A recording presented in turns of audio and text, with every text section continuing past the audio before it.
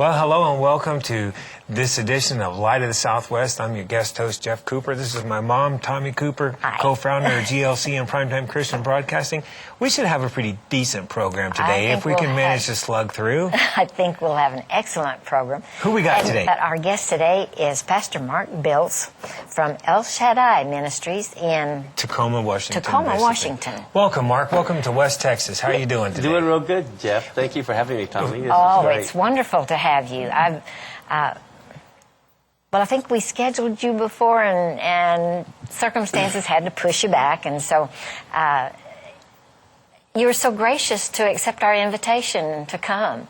I've found you on the internet. I'm not exactly sure how, but I was so impressed by the things that you come up with in the Hebrew language, and you're just a wonderful Hebrew roots teacher. But there's a reason for that, and we brought you here to find out. So this actually ought to be a pretty good program. You're probably going to want to call the bookstore and get a copy of the DVD of today's show, I'm sure. So. But anyway, Mark, so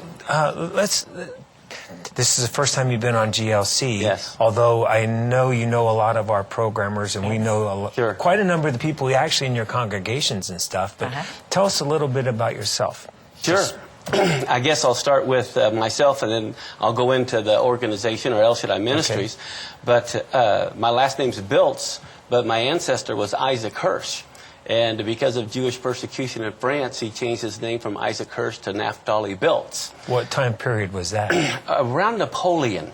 Oh, okay. So it didn't start with the Nazis. No. Okay. But what happened, well, believe it or not, I do have relatives who did die in Auschwitz. And they're, at Yad Vashem and the Holocaust Museum and all.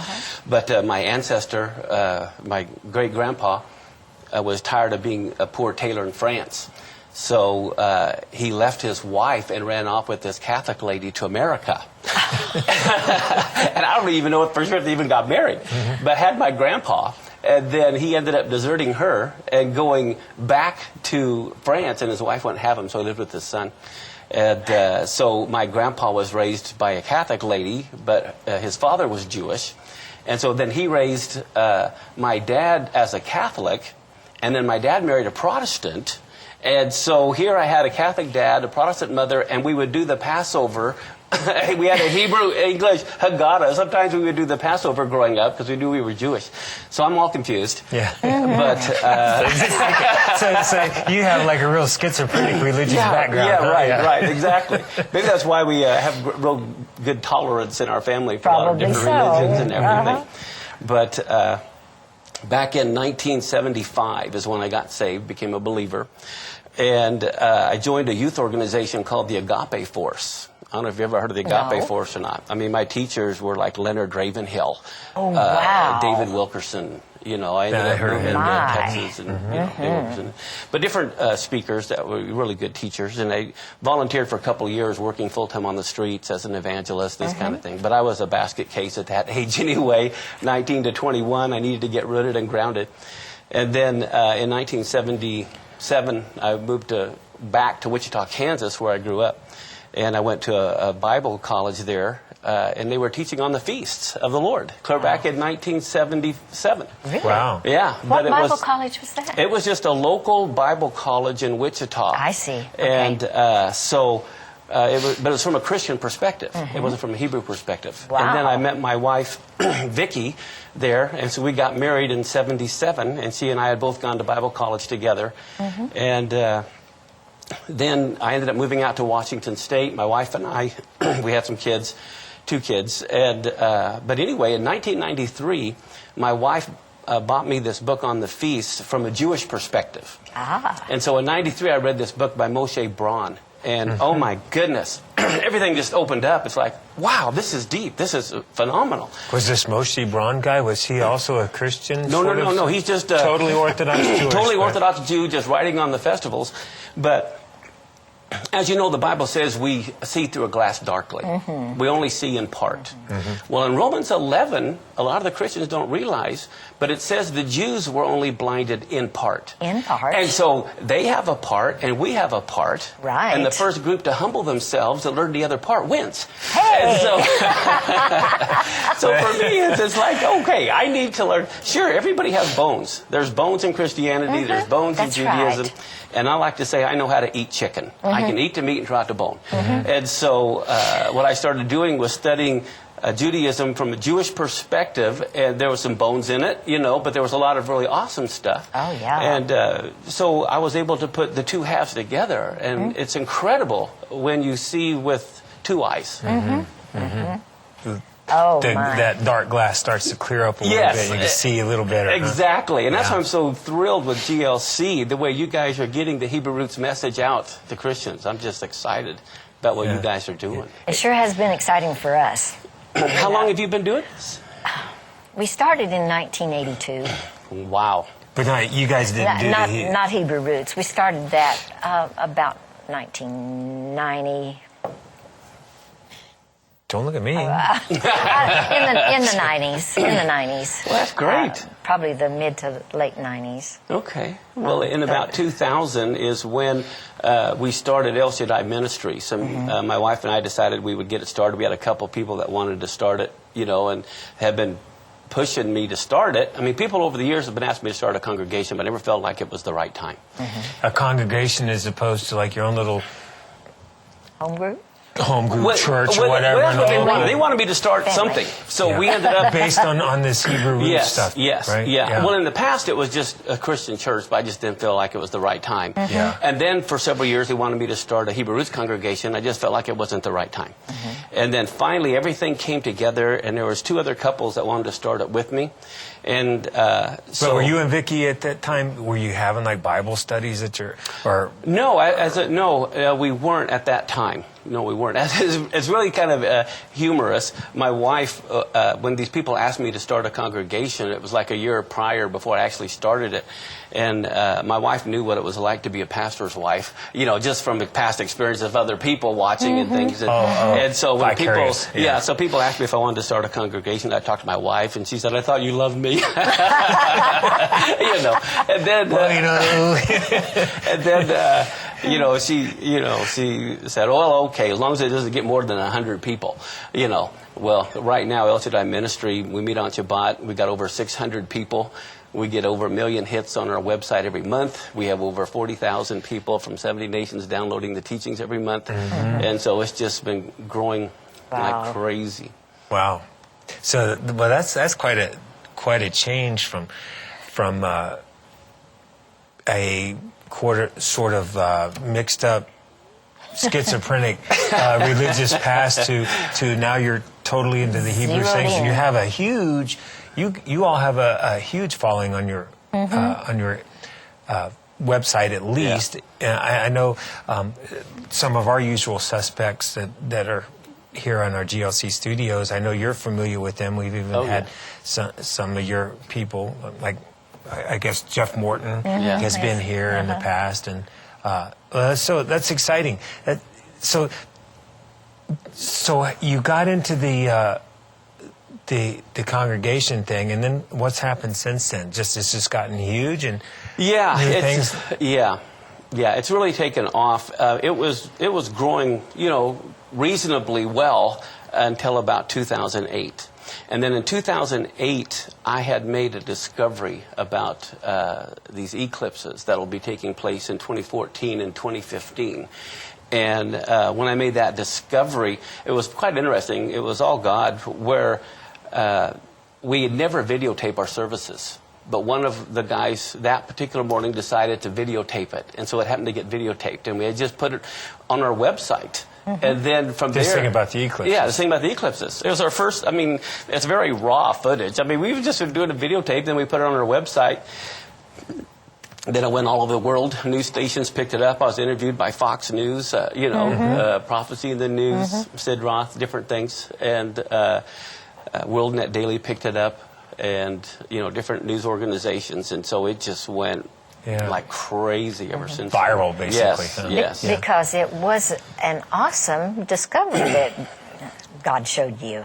Yeah, it was really kind of funny how it worked, because I had saw this eclipse, over Israel, over the Temple Mount, the total lunar eclipse, and I was thinking about the plain meaning of the sun turning to sackcloth and the moon to blood, so I went to NASA's website, and I was looking at the next 10 years, because they list them all. I mean, it's all science. It's all based on math. They have the last 5,000 years recorded, the next 5,000 years recorded. And when I saw these 4 blood moons in a row, and I saw, but the dates were like April and September, March and October. It didn't mean anything. Then all of a sudden it hit me, oh, you goofball, you got to convert these to the biblical calendar. And so when I did, and I saw that they had fallen on Passover and Sukkot 2 years in a row, then it's like, oh my goodness, No, okay, Mark, I'm sorry. Then I'm confused. So you were looking at, you saw an eclipse on it while you were in Israel in the temple? No, I just saw it on the internet, just like everyone else. This was in March of 2008 over the Temple Mount. They had shown this blood moon over the Dome of the Rock. And then it struck you that these eclipses were in 2014 or something? Yes, 2015. Well, see, what happened was the plain meaning of the text of the moon turning to blood is an eclipse. Okay, so I just thought, I wonder if there's any interesting eclipse patterns. God works in patterns. He works totally in patterns. So I just want to see if there was any patterns. And when I saw these 4 blood moons in a row, NASA calls it a tetrad. Okay, when these are coming up, right? Yeah, these are coming up, and they call it a tetrad. So I love math. So my first thing was, okay, well, how often does this occur? All right. It didn't happen at all in the 1800s. It didn't happen at all in the 1700s. It didn't happen in the 1600s. So it's not like they just... Now, they did happen in the 1500s about 7 times in a cluster, but none of them fell on the feast days. So it's rare to have them. It's rare still to have them fall on the feast days. And then when I looked in the 1900s, it happened twice. But 1967 and 68, when Jerusalem was captured by Israel. And then in 1949 and 1950, right after it became a nation in 1948. We had this tetrad. Yes, on Passover and Sukkot. Wow. And so I'm thinking, oh my goodness, to have these back to back. And see, in Genesis 1:14, when God made the sun and the moon and the stars, people don't realize that we think it's for sun or light or heat. But he lists 4 reasons. For signs. He's for signs. Signals. And then it says, and for seasons. Well, the word season in Hebrew, there's a different word for winter, spring, summer, fall. They didn't use that word. They used moed. And so that's the Hebrew word, which means festivals. So he created the sun and the moon and the stars as signals on his feast days. And the Hebrew word for sign is ot, and it means to imply also for his coming, which is why the Magi were looking for the signs at his first coming. And then in the Gospels it says there will be signs in the sun and the moon and the stars. Why? Because that's why he created them. And so when I saw these, and in Genesis 1:14, I thought, man, I need to go back and see if they're falling on feast days. And then I saw they did. And so then it's like, oh my goodness. So this is getting exciting. Do they kind of cluster every 400 or 500 years or something, do you think? No, it's random. It really is. There also in 70 AD, when the temple was destroyed, there was a cluster on the feast days. Yeah, so these are tied to God's prophetic timetable. They really are. And then what was amazing was I thought, okay, well, wait a minute. What about solar eclipses? Because he also said the sun turned to sackcloth. So if this has any significance, it has to line up together. So I looked at 2015, and in 2015, as you know, God told Moses to change the religious calendar to have Nisan 1 be the beginning of the calendar year. Okay. Well, it so happens there's a total solar eclipse on Nisan 1, beginning the religious year in 2015. Total solar eclipse, followed 2 weeks later by a total lunar eclipse on Passover, followed by another solar eclipse on Rosh Hashanah, or the Feast of Trumpets, followed by another total lunar eclipse on the Feast of Sukkot. Wow. All in 2015. Yeah. Now, I don't set dates. I mean, God set these dates. I can't control an eclipse, so I have nothing to do with it, and I'm not saying what's going to happen. Okay? I'm just saying God is sending signals. And I tell everyone, you can put it in your own theological pipe and smoke it like you want. But, I don't know if it's the middle, the end, the beginning of the tribulation, but it obviously points to Israel and war, and I believe it could be a sign of falling somewhere during the Lord's second coming.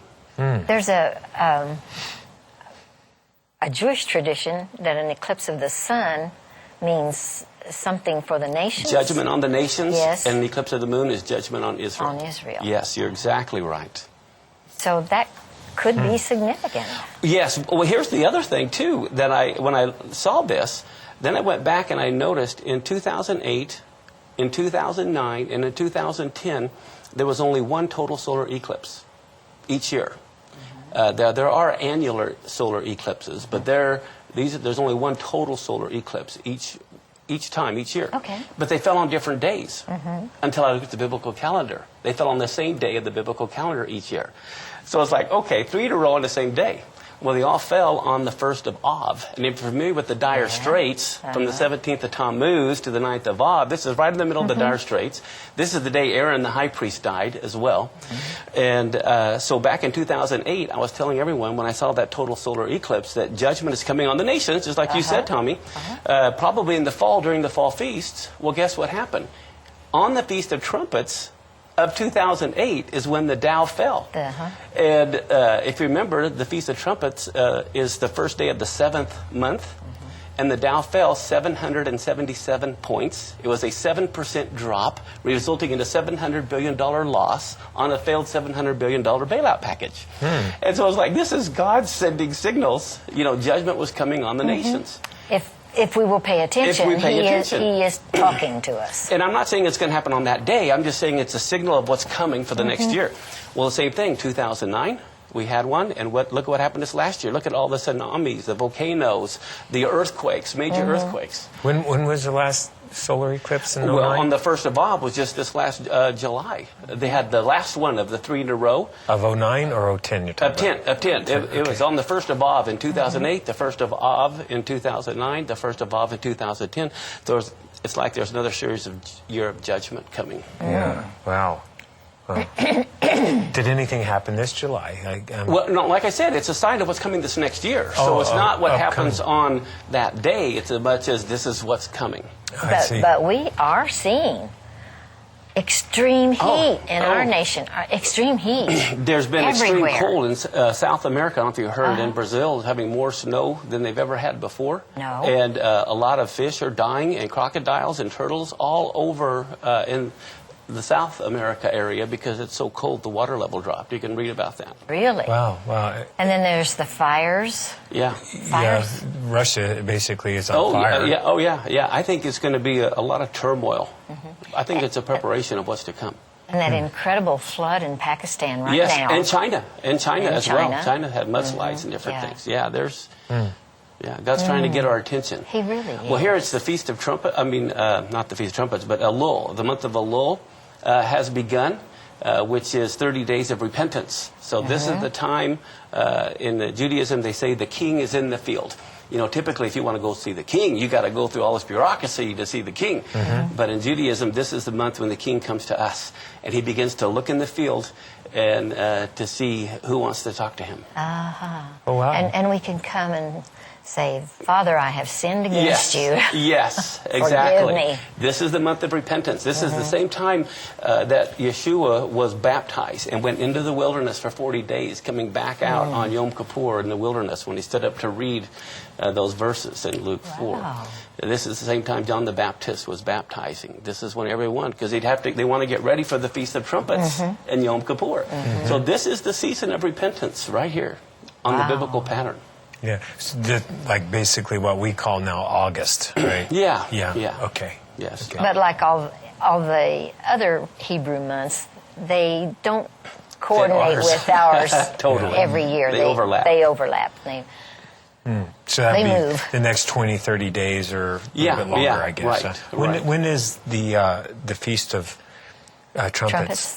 That's the next September upcoming- 8th. That's September 8th. I believe it's September 8th. Wednesday night, very September 8th is when it early. begins. One of the things that we have done, how many Christians all over the world know we need to honor God as King? Well, on the Feast of Trumpets, that is the day that the world should honor God as King. this year because it's the Feast of Trumpets, September 8th. And one of the things that El Shaddai did, because we have people from all over the world, I thought, you know how at a baseball game, when they'll do the wave, when, everyone get up, the next section going around. I thought we need to do a wave of trumpets honoring God as King in every time zone around the world. Wouldn't that be cool? So on our website, the last 2 years, and we've done it, and we have it, people can sign up again right now. And what we do, we plot where everyone is around the world. And so in every time zone for 24 hours, as it becomes the Feast of Trumpets, people are worshiping the Lord. We have whole churches meeting, home fellowships, individuals blowing shofars. Oh, really? Announcing, they're all blowing shofars and announcing God as King in every time zone around the world. Oh, What is that, like neat. at sunset that night? Yeah, or, right. Yeah. So whenever it becomes sunset in your time zone, that's when you blow the shofar. And then we have everyone around the world blow it when it becomes sunset in Jerusalem time as well. Oh, wow. Yeah. Yeah. How many people participated in this last year? Thousands. And because a lot of them are congregations of 7,000. I mean, there's congregations all over the world of, so it's thousands. Wow. Yeah, we have congregations all over the world, individuals, Bible study groups. They get together and they blow shofars on the Feast of Trumpets. Yeah. I think it's a great way to honor the Lord and let them know we're awake, because that's what Yom Teruah really is, the biblical term for it. And it's kind of like the divine wake-up call. Does a lot of people, when they hear you talk about the eclipse thing, do they try to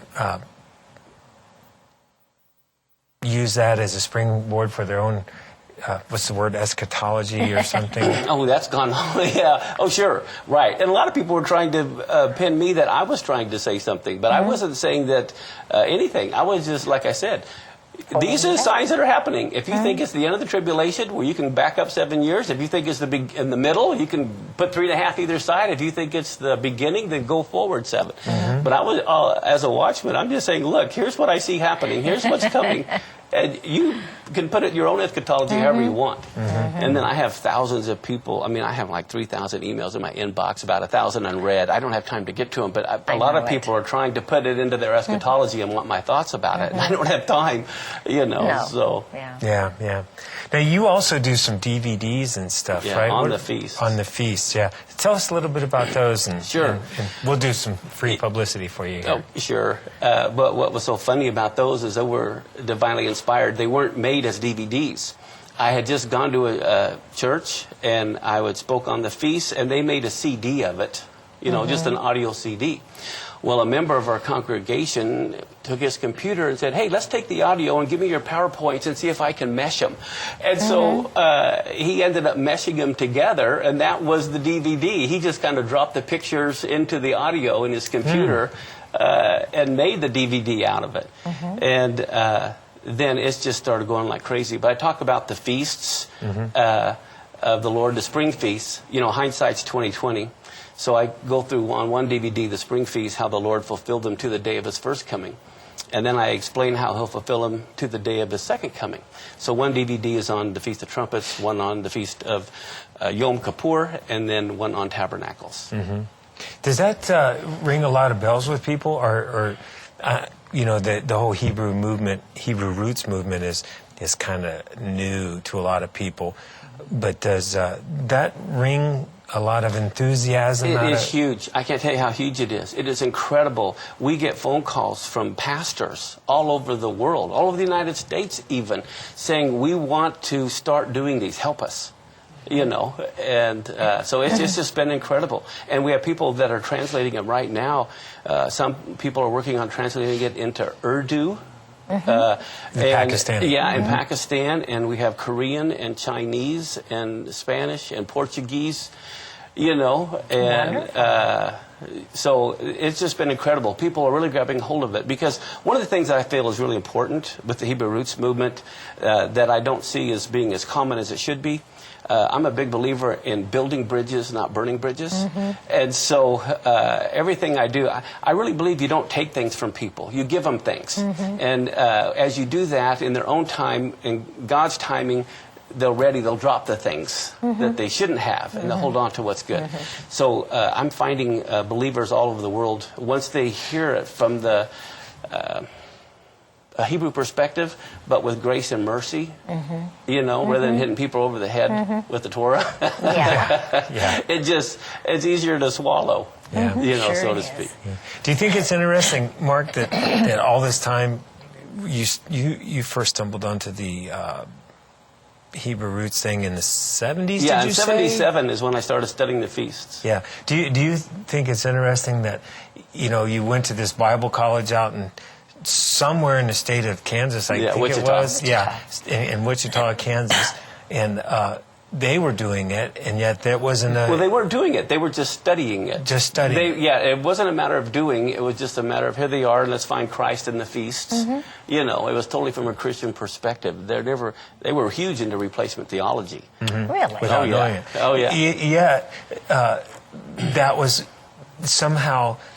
Tell me what you think of this. Somehow that became known. It's like you might know Richard Reeves. Do you know Richard Reeves? Yes, I know Richard Reeves. Too Long in the Sun. Yeah, he's been doing that for, gosh, I don't know. I think he said 30 years or something, Yeah. And now it's getting, people are starting to pay attention to what he's saying. Sure. It's just now at this point that people are starting to realize that, hey, this isn't all just a bunch of make-up gobbledygook in the Bible. There might be something to this. Why do you think that would be? Well, do you think it is? And first, no, I agree. I totally agree with you. I think just like with anything, you got to plow the ground, and then you got to plant the seed, then you got to water it, and too often we want McDonald's religion. Yeah. And then it's the Holy Spirit. And he brings gives the rain. the increase. Yeah, he It takes gives a the while to grow increase. something. Yeah. That's right. And so I think God has this generation, has been the generation of this last generation of breaking up the fallow ground, planting the seed, and now we're just starting to see the fruit of it. I think so. Yeah, I think in 67 was key. 67 was so huge because in Psalms 102, it says, when the Lord shall begin to build up Zion, that's when he'll appear in his glory. Well, Zion was captured in 67, and that's when it began to be built up. And in Hebrew, it says, and this is written for the generation to come. And the word there is akaron. It means the terminal generation, the last generation. Oh, the generation Hebrew. to come, the that last. Sees, yes, the generation that sees Zion built up is the terminal generation. That's what it says in Psalms 102. Wow. Yeah. And so in 67, we're in that last generation now. So I think everything's coming to a head, and people need to get ready. They do. Yeah. But not with fear, but with Exactly, great Tommie. anticipation. Exactly. This is the Super Bowl of human history. Isn't it? Oh, my gosh. Put me in the game, coach. Don't take me out. Yeah. For me, it's like... I never heard it that way, but yeah. I mean, think about it. I mean, when you think of Philip with the Ethiopian eunuch, all of a sudden he was translated to another city. That could be happening to us all during the time of trouble. I mean, Abraham, Isaac, and Jacob, people used to think, man, I can hardly wait to sit down and talk to them about what it was like. I'm telling you, it says in the Bible, the angels and the prophets are looking at this generation. We were destined to live in this time, and they're going to be asking us, what was it like for you guys? I don't So like when we get to heaven, Abraham could say, hey, I heard you were there. And tell me about that. That was pretty cool. Yeah. Huh? Do we want to say, I went and hid? No. I was in the rock. I was in my basement with my guns and my ammo. No, this is the time to go out and do something. Hey, we're all going to die anyway. Let's do something. Make it worthwhile. Exactly. So like I said, I had relatives who died in Auschwitz, and for me, it's like, hey, I'm in this for the long haul. It doesn't matter. What kind of a watchman is it that when he sees the enemy coming, says, run for the hills? That's right. The watchmen are there to let them know, to prepare people to fight. That's right. And That's key. Oh, yeah. To prepare. You bet. To prepare to fight. And that's what we need to do. Yeah. Wow. Is that what you're doing with your congregation? Yeah, we're trying to get people prepared. I found, here's the thing. People get too caught up with signs and wonders and miracles. If you have Torah, you don't need the signs and the wonders. You really don't. And so my goal is to get people so rooted and so grounded in the faithfulness of God that it doesn't matter. We don't need to see grilled cheese sandwiches with holy faces on them. I mean, I want to. We don't need that kind of sign. Or anything. I'm just saying. Fatima and my grilled cheese. All right. But the signs and wonders that we see is the miraculous provision for God in every step of our life. Right, exactly. Exactly. That's Tommie. what signs and wonders we want to look for. Right. Exactly. And so we keep praising Him and thanking Yeah. Him that we are privileged to be His servants Yeah. in this hour. Yeah. Actually, it says the signs and wonders are supposed to follow us. Yes. Yes. We're not supposed to be following them. That's right. That's right.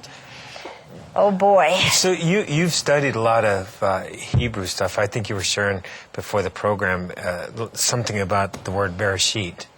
Oh, yeah. What is that? What is? Start us off in case anybody's watching this and they have no idea what we're talking about. This Hebrew root stuff and all Well, this. sure.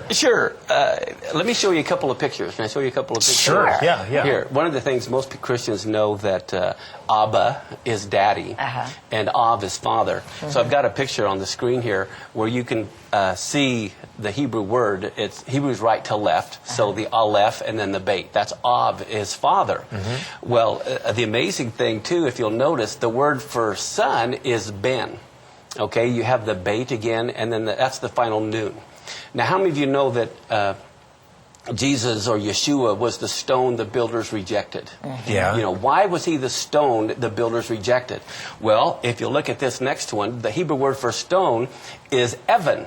And so what do we see? Evan is a stone that's made up of the Father and the Son is one stone. And so that's what they rejected, the stone where the Father and the Son are one. But with that in mind now, let's take a look at the word Bereshit. This is the very first word in the Bible. Now, we know Yeshua is the cornerstone. He's the chief cornerstone. We also know Yeshua is the Word of God. So what do we see here? That means I want you to think of every Hebrew word as a building block. Okay. Okay? And that's a picture of the Western Wall, the Kotel that's in the background. But you take the word Bereshit, which is the first word, and remember the Bible said that Jesus was slain from the foundation of the world? Well, Bereshit, that word Bereshit is the foundation word. We should be able to find the death of the Messiah in that word.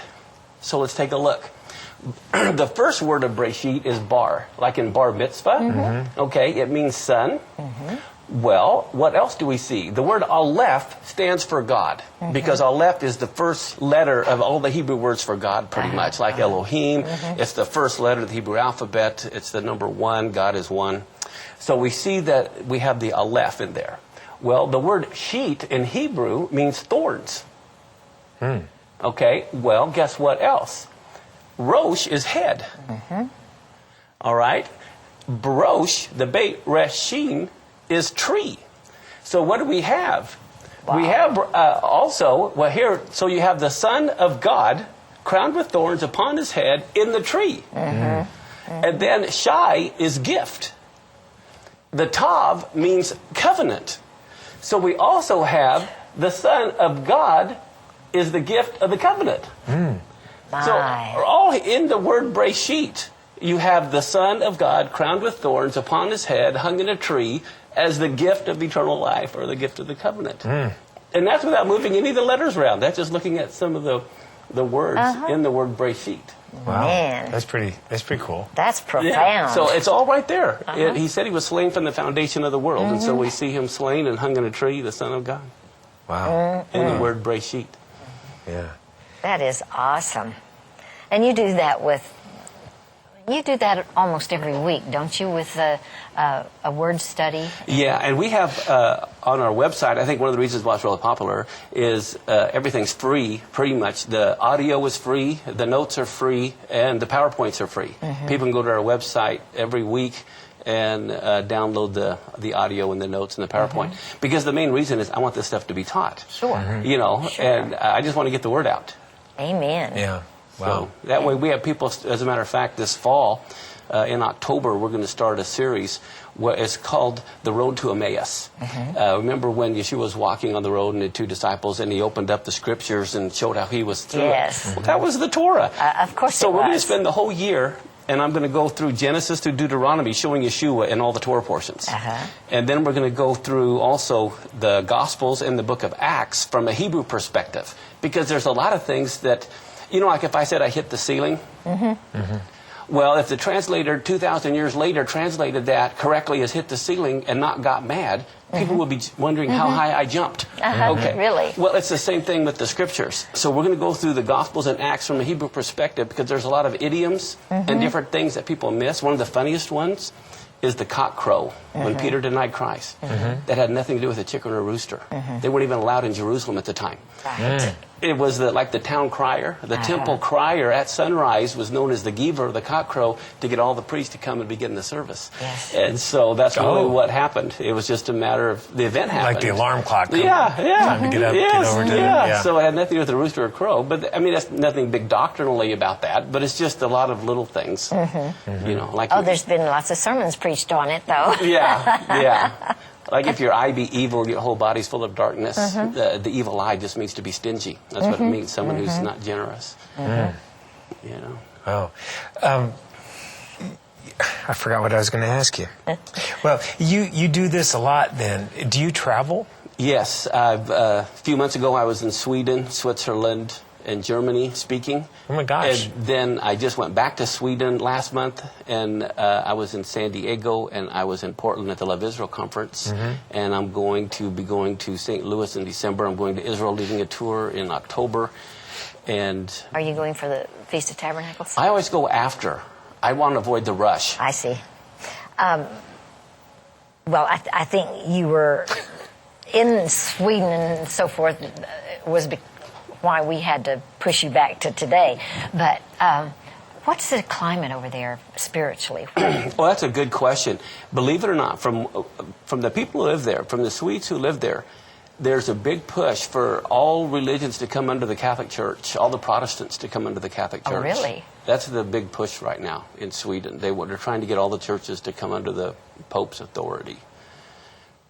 How are they doing that? Well, they're just this ecumenical movement. They're just really pushing that ecumenically. You know, you could talk to any of the Swedes over there, but the Hebrew Roots movement is starting to pick up.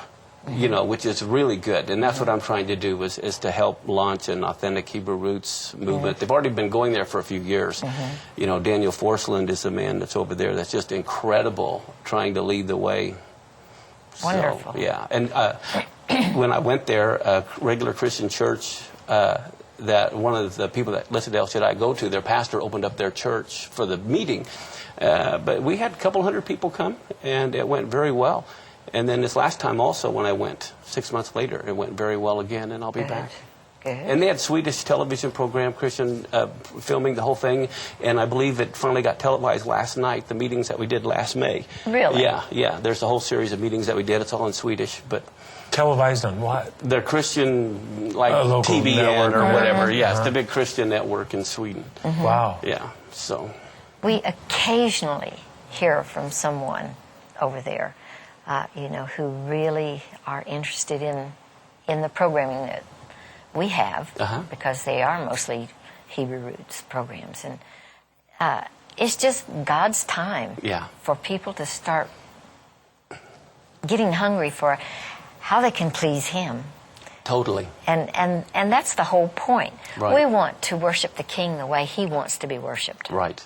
Not what we want to do, or we what try to create God in our image. Our ignorant concept Yeah. of Him, doing it our way.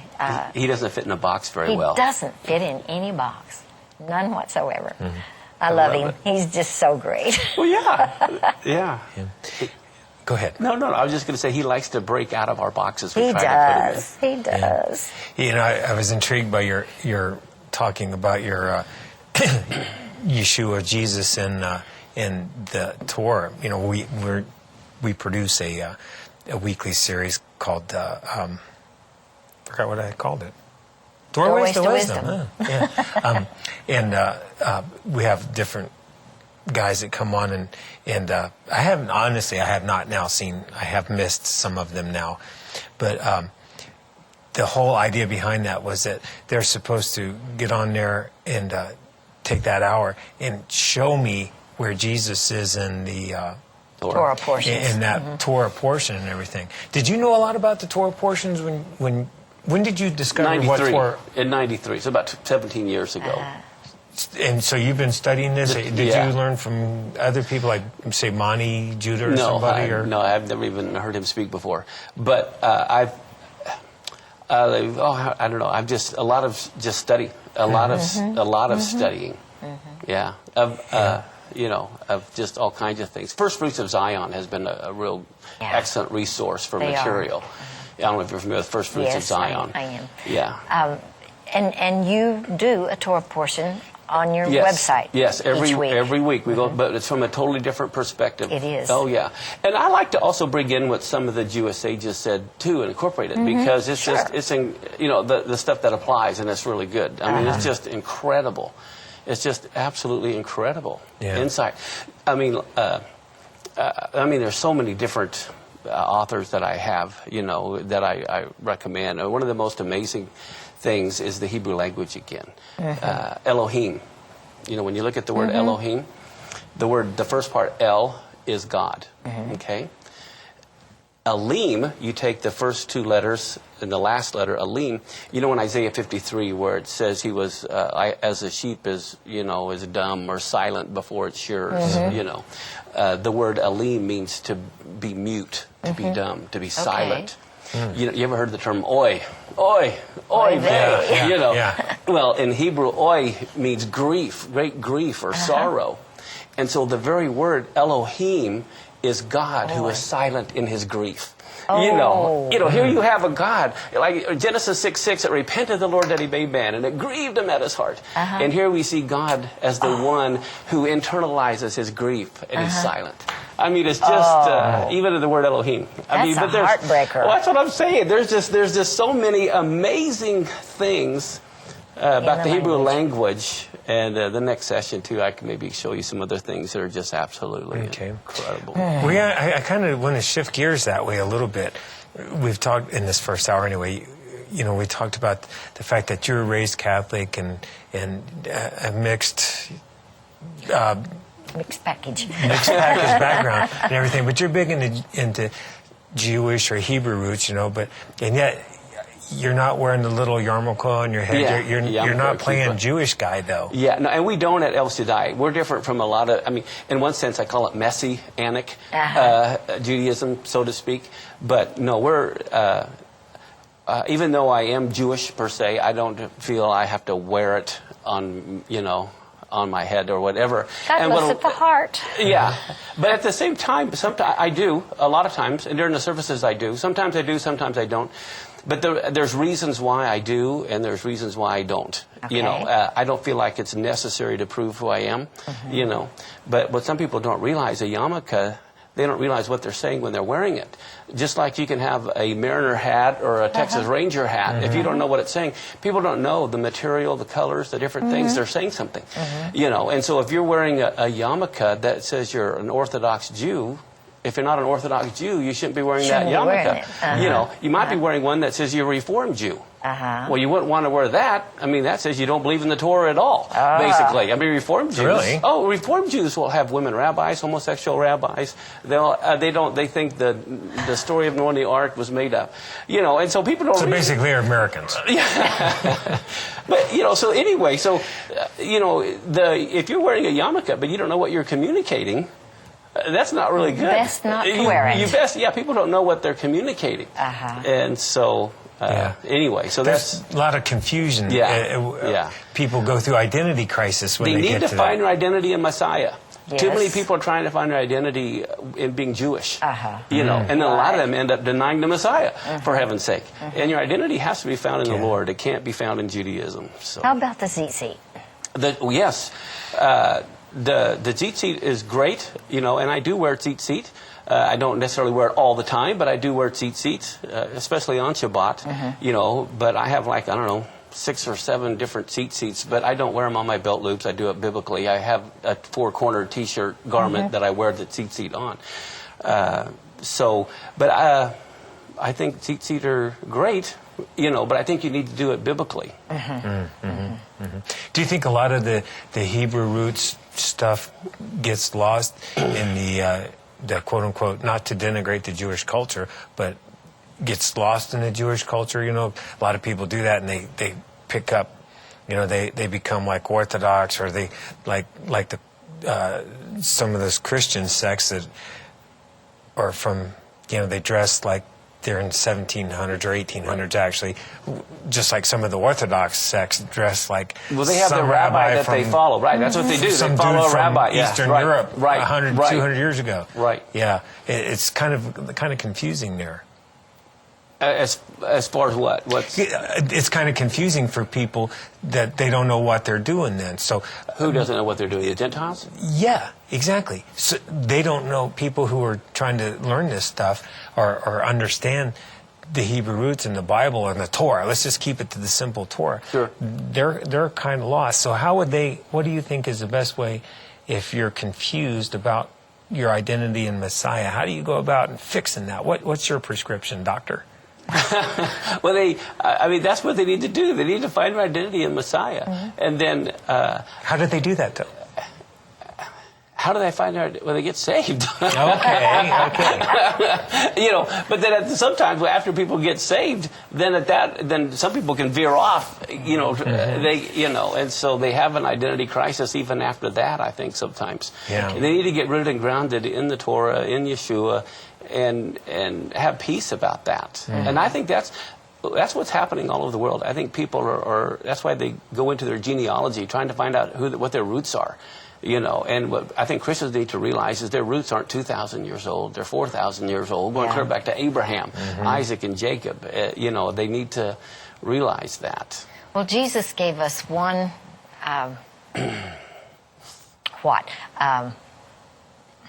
Parable? No, way to know that we're Christians. By our love. By our love. Yeah. They'll know you by your love. You don't have to have a special garment. Right. Or headdress Right. or anything. Right. He says they will know you by your love. And that's the only so requirement important. he has. Yeah, that is so critical, Tommie. That is just so important because that's what... too many people in the Hebrew Roots movement, too, end up getting so dogmatic and beating everybody up over different things, and it's like, oh my goodness, take a step back. I had taught just this last Shabbat about the Samaritan woman. And a lot of people totally misunderstand the whole story of the Samaritan woman at the well. They see her as some adulteress or a prostitute or, loose woman. It had nothing to do with that whatsoever. The Lord said, you have been, divorced 5 times, or you've had 5 husbands. Well, the woman couldn't get the divorce. Only the man could get the divorce. That meant 5 men had rejected her. This is a woman who's experienced total rejection. Not once, not twice, but 5. And then the times. one she was with wasn't even her husband. Well, maybe it's because the 5th husband, if he died at war, or if he just left her without giving her a bill of divorcement, she's in limbo. So she's, she doesn't know what to do. And not only that, the Samaritans are rejected by the Jews. Here she's rejected by 5 men. She goes to the well at noon to get water because... She's rejected by the women. She's rejected by the women. And what is the reason she's rejected by the men? Back in that day, they all wanted a child. More than likely, she was barren, just like Sarah and Rebecca. Yeah. And so here she's barren, and just like Hannah, the mother of Samuel, was rejected by this lady, and and so here she's scorned by the women. She doesn't want to be by the women in the morning in the cool of the day. They're making fun of her because she can't have kids, And so she goes to the heat of the day, and she didn't want to go back and draw well water anymore because she didn't want to remember all the rejection. And it was to that woman he said, "Those that worship me in spirit and in truth." Yes. And she got to be the first one to take the gospel to the Samaritans. She went, and they all believed her and came back and then saw for themselves. And so God really... And so I think that's the important thing. I mean, Yeshua didn't say, okay, how do you properly pronounce my name? I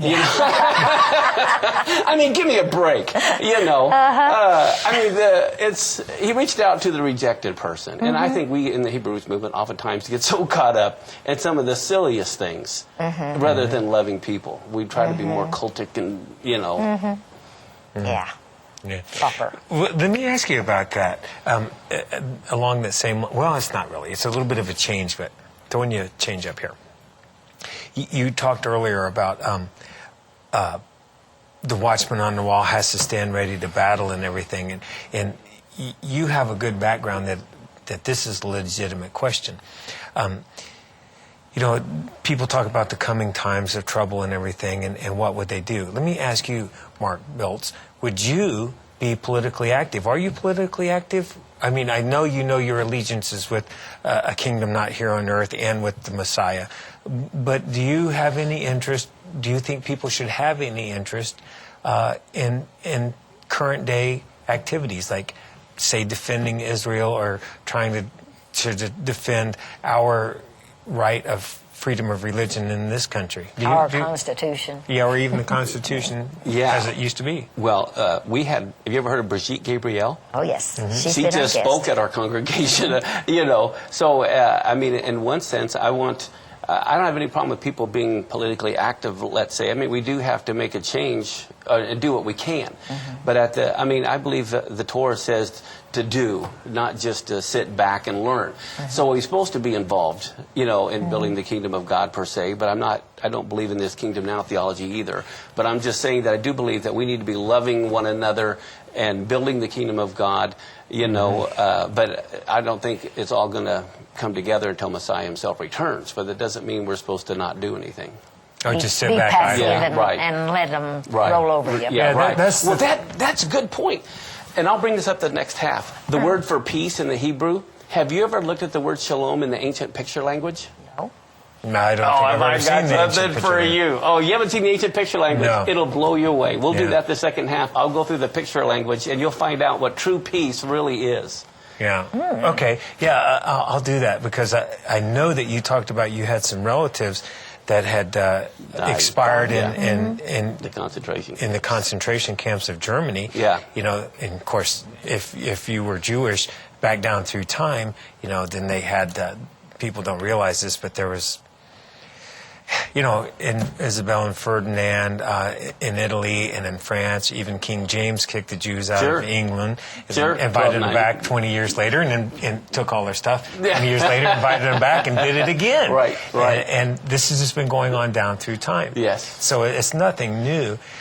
But I often think about this, would you sit by idly while your family's Absolutely being destroyed? Not. That's against Torah. The Torah basically says you're not to stand idly by when your brother's blood is being shed. That's a verse in the Torah. Yeah. And so, no, I'm ready to defend the weak, the poor, especially from political shenanigans as well, or people, So I'm here to defend people. That's a good answer, because I know a lot of people, I've probably said this before, I know there's a lot of people who died in Auschwitz who are a lot more righteous than I'll ever even pretend to want to be. So how could you just sit by and I want to protect my own, or I'm just going to hide and maybe they won't notice me. That's not biblical. Wow. Yeah. So you got a bunch more stuff to share in the next half, huh? Yeah. It's going to be awesome. Okay. Well, we have about 5 minutes left in this segment. If you want to tease us with a word picture here before we close out. Yeah, well, I'm not sure. Let me see. He disappeared. No, I'm sorry. No, That's all right. I think, I don't know what was going on, but my laptop died. I thought it had been Did it go to charged. sleep? I think it went to sleep. Okay. So I have to come We'll back. have to wait. Yeah, I have to wait on that. Well, we can do that. How did you get started with the word pictures? Sure. What piqued your interest to do that? Sure. There's a wonderful man named Frank Seekins. I don't know if you've ever heard of Frank No, I Seekins, haven't. out of Arizona. And he has a book called Hebrew Word Pictures. And so that's what got me started on it, is his material. And we also sell a lot of his material on our website as well. But every letter in Hebrew was a picture. And so it just gives phenomenal depth to the words themselves. And I can hardly wait to show you, because it just... Well, let me give you an example. The word Zion, okay? In the ancient Hebrew, as you know, Zion is another name for Jerusalem. We'll try to turn that off for you. I don't know what's going on here. The word Zion is another name for Jerusalem. Yes. The first letter, the Tzadeh, was a fish hook. That's how it was drawn, as a fish hook. And that's what it means. It means like to catch. The last letter, RN, is the letter Nun in Hebrew, And in the ancient Hebrew, it was a fish darting through water. So here God said he wanted to make us fishers of men. And the word Zion, the first letter is a fish hook, the last letter is moving fish. The middle two letters are the bait on the hook to catch the fish. So what's the bait on the hook to catch the fish? Well, remember the Lord said, if I be lifted up, I'll draw men unto me? The middle two letters of Zion are the Yud and the Vav, a hand and a nail. And so the nailed hand of the Messiah is the bait on the hook to catch the fish. So when David wrote the word Zion, he drew the picture of a fish hook, a hand, a nail, and moving fish. Oh, my goodness. That's how it was written in the ancient You Torah. got to be making this stuff up. No, I am serious. I am serious. Wait till you see some of these other things. Yeah. So you're going to show us some of this. I'll show you pictures. some of these other things. I'll give you one more, if I have a second. Yeah, we got. Okay. Here's another one, and I'll show the picture of the next segment, but I'll just tell you it now. All right. Okay. Do you remember when doubting Thomas came before the Lord? You know, and he said, well, I won't believe unless I see what? Right. The hand and the nails, Yeah. then I'll believe. And then Yeshua said, behold my hands. And he said, my Lord and my God. Well, do you know, when Moses wrote the Torah, every picture, every letter was a picture. Okay? You see it in some of the Dead Sea Scrolls. Well, the letter Hey in Hebrew means to reveal, to behold. That's literally what it means, to behold, the letter Hey. And they would kind of draw the picture of a window. Well, when you think of God's name in the Torah, Yahweh, the Yud, the Hey, the Vav, the Hey, Moses drew the picture of a hand, a window, a nail, and a window. That's how God's name was written. Wow. A hand, a window, a nail, and a window. So, Mark, excuse me. So the Hebrew pictures are a lot like the ancient, like Hebrew or Egyptian hieroglyphics or something? Yeah, similar to that. Right. They're similar, except every letter is a picture as well as a sound. Here's a good example. The word Torah. The very first letter of the Torah, if you want to put this picture up that I have, is the Tav. Hebrew is right to left, which looks like a cross. The very next letter is a Vav, which is a nail. The next letter was a person's head. It's the Resh, which means head. The last letter is the Hey, which means to reveal. So the very word Torah is revealing the highest one nailed to the covenant. You know, or you could have the covenant is nailed to the highest person being revealed. You know, if you're looking at it from Hebrew, right to left. So the picture, the very word Torah is revealing Messiah crucified in the picture language. Wow. My. It's almost like all this was like planned from before time or something. Go figure. Well, you know what's amazing? There's a verse in Ezekiel 9:4 many people are familiar with, and it's where the Lord was about to destroy Jerusalem during the time of the Babylonian captivity. And the Lord said he said, go through the midst of the city, through the midst of Jerusalem, and put a mark on the foreheads of the men that sigh and cry because of all the abominations that are done in its midst. Well, you know, this is amazing how in these last days the Antichrist wants to put a mark on your forehead, you know. But here you have, you know what the Hebrew word for mark is here? The Hebrew word for mark is a letter. When you look it up, God literally was saying, I want you to put a Hebrew letter on the forehead of all these Jews that are weeping between the porch and the altar. What would that letter be? It is the letter Tav. And the letter Tav Is a cross. it means a mark. Literally, it means a mark. Okay. But if you put this next picture up. Well, we'll have to do that in the next You're going to have to come right back. Come back.